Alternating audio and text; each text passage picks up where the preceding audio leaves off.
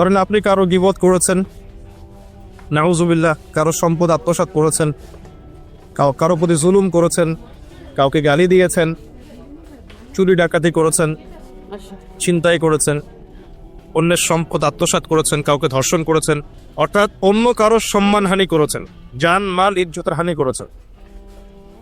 এই বিষয়টার ক্ষমা আল্লাহর কাছে পাওয়া যাবে না। এই ক্ষমাটা ওই বান্দার কাছে নিতে হবে যে ভাই আমি আপনার গীবত করেছিলাম, আমাকে মাফ করে দেন। ভাই আমি আপনার সম্পদ চুরি করেছি, এই নেন, ফেরত নেন। ভাই আমি তোমার জমি আত্মসাৎ করেছি, এটা তোমার, তুমি নিয়ে নাও। ভাই আমি তোমার কাছে টাকা ধার নিয়েছিলাম, দেইনি, এই যে দিয়ে দিলাম, শোধ। প্রতিটা বিষয় যেটা মানুষের সাথে জড়িত, হাক্কুল ইবাদ, এটা আল্লাহর কাছে ক্ষমা হবে না, এটা তার কাছেই ক্ষমা নিতে হবে, এবং এটা খুব কঠিন বিষয়। এর জন্য একটা কলবুন সালিম দরকার হয়, মানে সৎ মনের দরকার হয়।